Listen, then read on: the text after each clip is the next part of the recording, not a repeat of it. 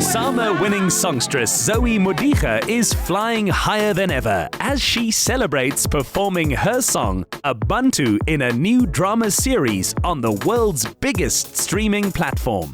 That said, a day in studio, on stage, and with some yoga in between revealed how much she loves bringing her art, message, and life back to its basics.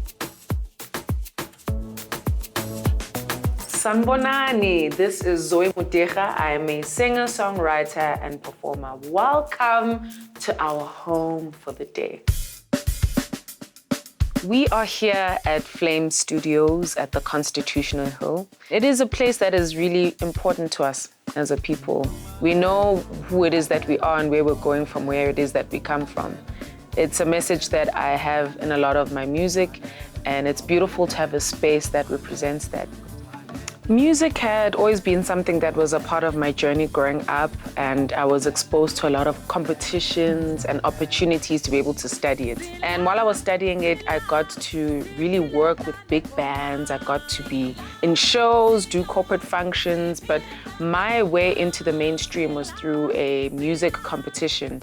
And from then on, we were able to just build the brand up a lot more into something that is a little bit more of a household name.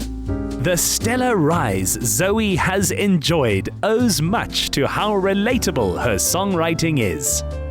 My music is there to communicate our stories. I am a person who is a strong believer in having legacy and in being able to portray that in the ways that we sing and the things that we're singing about. And I work with incredible world-class musicians who are able to bring out the sound in the best possible way. I don't have a favorite instrument because I feel like all the instruments that I play, whether that's piano, whether that's guitar, whether that's clarinet, they all bring out different things and they all compel me to tell stories in different ways.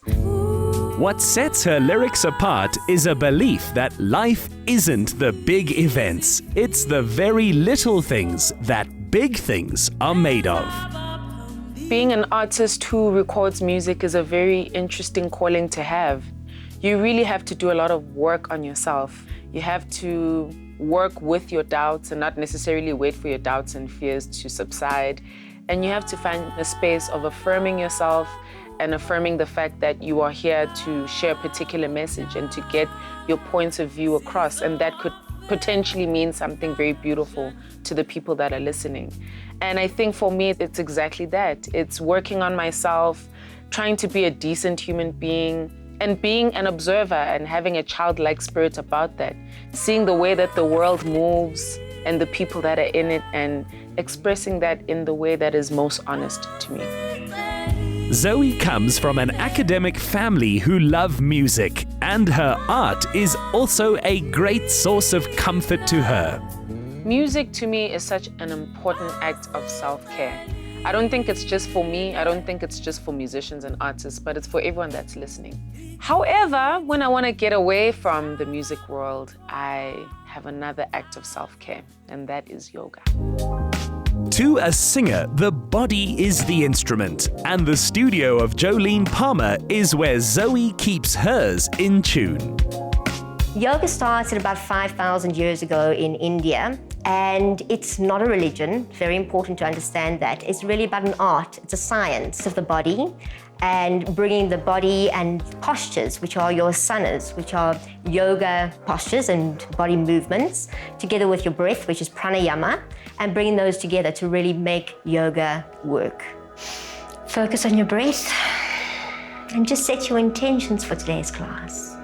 As you inhale, I want you to push your belly out like a big balloon.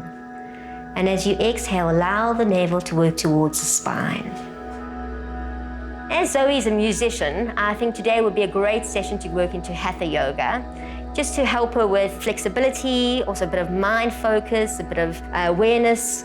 She's really got that going for her. So we'll work into some Surya Namaskars, get her blood going, flowing through the body, but then also bring it to some nice peace and quiet to calm the mind. I appreciate being able to practice yoga in my downtime. I find that my work and my gift allows me to give a lot to people. And this is the opportunity that I have to just get into myself, zone into myself, and balance everything out. So I really enjoy yoga, and I'm very excited to be doing this class today. So step the hands forward, tuck your toes, bring the knees up, and then push back first. Now start to straighten those legs. Now coming forward, up into the toes, and back into a down dog stretch. Yoga to me is such a beautiful way to access self. I am in a career that requires a lot of me to be pushed out into the world and to express myself outwardly. So it's a beautiful opportunity to look inwardly and connect my mind, my body, and my spirit, which then helps me be a decent human being at the very least, and be equipped to handle all the roles that I'm here to play, which is music, which is life, which is being a sister, a daughter, a friend. In studio or on stage, this is an artist who takes life 1 hour at a time. She's very deliberate about each song she chooses to sing and how she dresses the part. It is always so exciting to put a visual story to the music that speaks of us and our stories.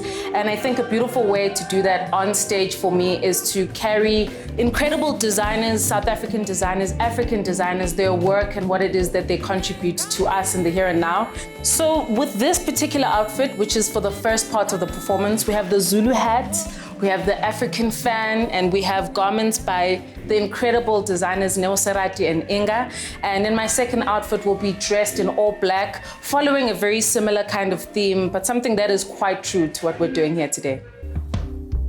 In the midst of the pandemic, Zoe spearheaded virtual performances and released her summer-winning album, Ingane Kwane. But nothing beats performing for her fans live.